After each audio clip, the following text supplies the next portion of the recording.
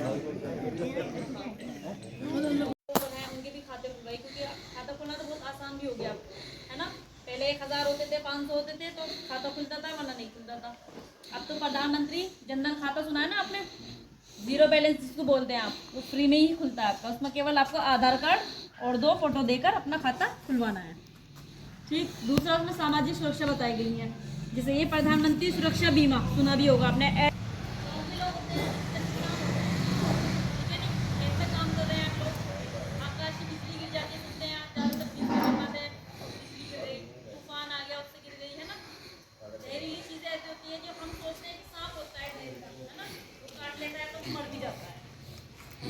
घर से बाहर जाते ही नहीं है, हम तो घर पर ही हैं, अधिकतर महिलाएं सोचती हैं तो हमें तो ज़रूरत नहीं है। लेकिन गाँव के अंदर क्या है, अधिकतर कुट्टी की मशीन तो ज़रूर होती है, अधिकतर होती है ना। पहले तो थी हाथ वाली मशीनें, उसको तो अगर किसी तरीके से हाथ चला भी जाता है तो आप, लेकिन अब क्या है, बिजली की मशीन जो चल रही है आप लोगों की, मोटर वाली मशीन, वो मशीन तो रोक नहीं पाओगे एकदम से आप इतने स्विच बंद करने के लिए जाओगे तो आपका हाथ चला ही जाएगा उसके अंदर, तो हो गया अपंग। आगे अपंगता आपके अंदर, तो ये क्या है, अगर इसमें सरकार ने कहा है कि अगर इस तरीके से कोई भी कंडीशन आपके साथ में होती है, आस पड़ोस में, रिश्तेदारों में, कहीं पर भी, किसी भी के साथ भी खाताधारक के साथ ये होता है, तो अपंगता आने पर एक देखते हैं कि सब लोग यहीं थे या नहीं थे, है ना। चलिए बताइए कितने खातों के बारे में जानकारी दी मैडम ने, सर ने? और बहुत अच्छी तरह से बताया बैंक्स के बारे में, अकाउंट्स के बारे में और अन्य योजनाएं के बारे में, तो बहुत अच्छी जानकारी आपको उपलब्ध कराई है। अच्छी पहली बात तो बीमे की परिभाषा पढ़ लीजिएगा, आप समझदार बच्चे हैं, पढ़िए बीमा क्या चीज है। बीमा ना हो तो अगर ये बिल्डिंग गिर जाए इसका भी बीमा है तो मतलब उसकी पूर्ति कैसे होगी। मैं अगर वाहन चला रहा हूँ, मेरे वाहन से अगर गलती से किसी की मृत्यु हो जाती है तो दर मुझे भुगतना पड़ेगा। तो ऐसी सूरत में मैंने अगर बीमा कंपनियां करती हैं, गाड़ियों का भी करती है, तो ऐसी सूरत में बीमा कंपनी नुकसान की भरपाई कर देती है, मेरा जीवन सुरक्षित हो गया।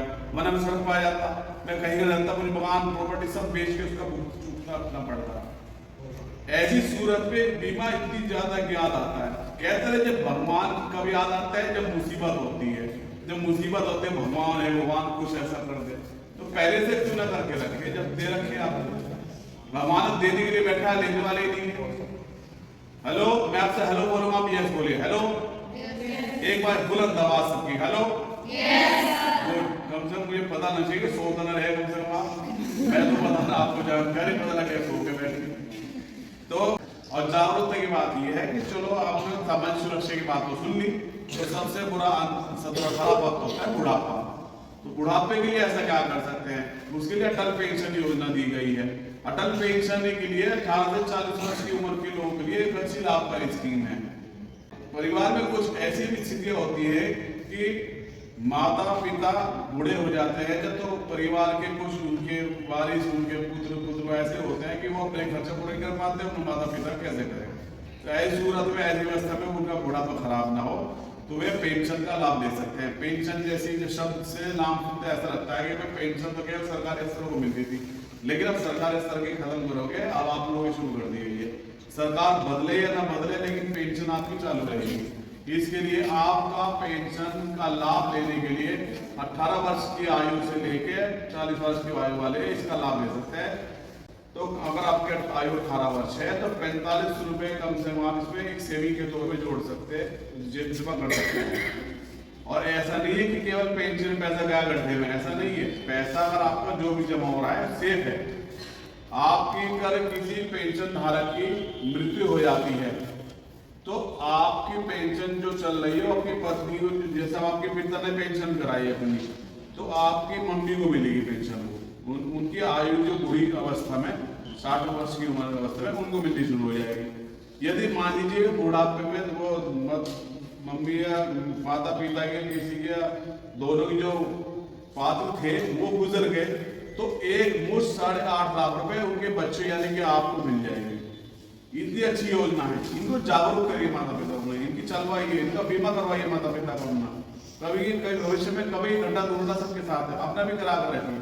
और साथ में फिर नॉमिनी की भी जानकारी करें, नॉमिनी का परिभाषा पढ़ें कि नॉमिनी कौन होता है, नॉमिनी के तरीके क्या क्या है बनाने के, बीमा की राशि नॉमिनी कौन लेगा, पैसों की बीमा राशि कौन लेगा? पैसे में जो हमारे मम्मी का पैसा पड़ा है खाते में, आपका बाद आपके पैसे वारिस कौन हो, उसकी पुष्टि करके रखें, पता होना चाहिए। अगर नॉमिनी गुजर जाता है तो नॉमिनी बदलवाइए। नॉमिनी होता है जो खाते का वारिस है, मेरे बाद मेरे खाते का वारिस कौन हो, यानी कि सब गए 1 करोड़ रुपये उनका बैंक पड़ा रह गया, लेकिन वो वारिस भी गुजर गया था। अब रुपया जो अन्य व्यक्ति हैं वो अपने आप को दावा कर रहे हैं कि हम इसके वारिस हैं, हम इसके वारिस हैं, हमें दो, लेकिन बैंक अपने नियम अनुसार नाम काम करे, क्योंकि बैंक तो उसी को पैसे देगा जो नॉमिनी था। अब ये साबित करते हुए रहो कि हम इसके पार्ट हैं, हम ये है वो है, ठीक है। तो ये सब तमाम जानकारी आपको करनी है। मैं चाहूंगा कि मेरे साथ बहुत आसान हो गया है, जनधन खाता फ्री में बोलते हैं, कुछ ज्यादा बड़ी बात नहीं है इसमें। तो खाते तो सभी खुलवाएं, जितने भी 18 से 18 वर्ष की लड़कियां हैं यहाँ पर, घर पर भी भाई हैं बहन हैं जो भी हैं, आप उनके सभी के खाते खुलवाएं, ठीक है नी।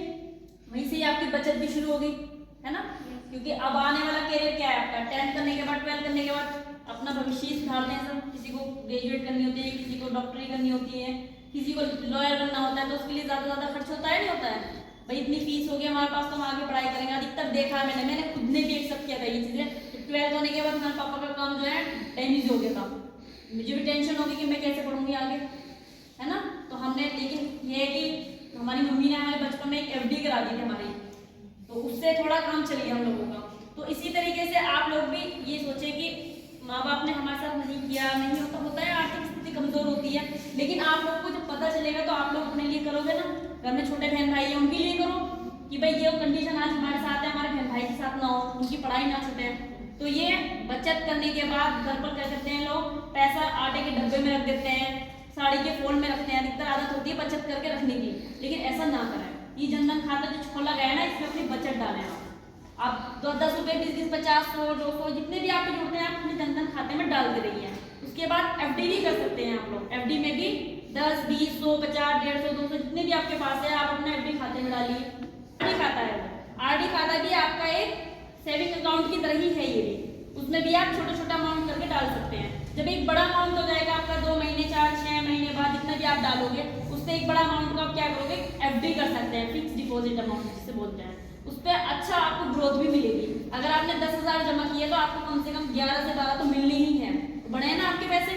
आपको 10 से 12 मिले तो 2,000 बढ़कर मिले आप लोगों को, और घर में रखोगे आप उन पैसों को तो कोई बढ़ने की बढ़कर तो मिलेगी नहीं आपको, जितने आपने रखे उतने ही मिलेंगे। तो इसलिए बैंक से लाभ उठाइए उन चीजों का।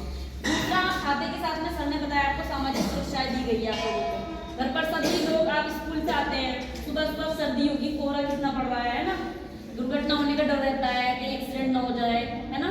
घर में परिवार में अधिकतर गांव में क्या होता है, खेत काम करते हैं, खेत में काम करते हैं, खेती करते हैं ना। तो मम्मी पापा जा रहे हैं खेत में काम करने के लिए, कुछ जहरीली चीजें होती हैं, सांप होता है और भी बहुत सारी जहरीली चीजें होती है जिसको काटने से मृत्यु हो जाती है, होती है ना।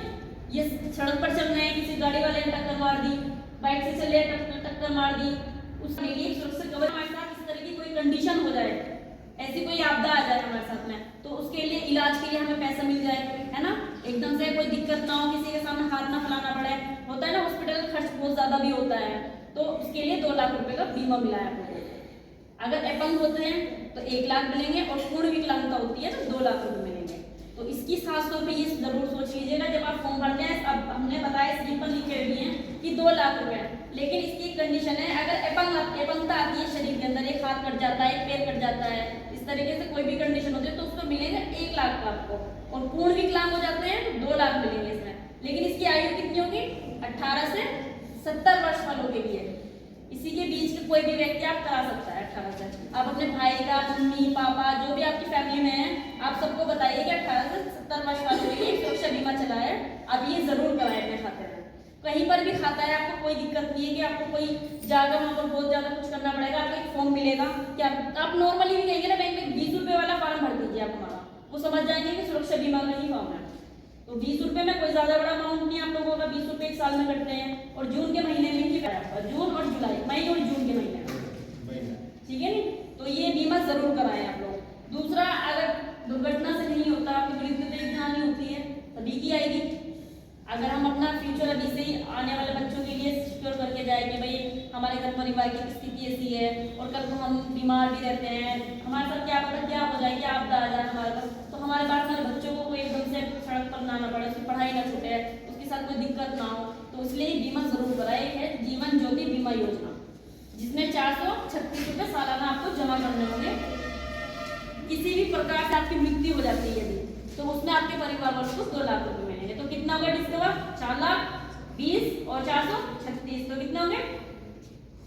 456। ठीक है नहीं, तो ये जरूर कराएं आप दोनों। दूसरा सर ने बताया एटीएम कार्ड के लिए, एटीएम कार्ड तो सभी यूज करते हैं या नहीं? कोई घर परिवार में करता होगा, करते हैं ना, सभी करते हैं, अधिकतर जिनके पास स्मार्टफोन है वो सभी करते हैं। आजकल देख रहे हैं ना, पेटीएम, गूगल पे चल रहा है ना, सभी के पास मिलेगा ये सब चीजें। तो ये एटीएम कार्ड जो है, इस पर भी आप लोगों का 2 लाख रुपए का बीमा है। जिस टाइम आप बैंक से अपना एटीएम कार्ड रिसीव करते हैं, उस पर एक आपका बीमा शुरू हो जाता है। 5,000 मिल जाएगा इसे कमा के, पहले खर्च करा जो बचा तो 5,000 में वो बचत समझ ली। ऐसा नहीं है, बचत पहले बचत करिए, उसके बाद अपना उसको खर्च करिए। आज का फॉर्मूला ये है।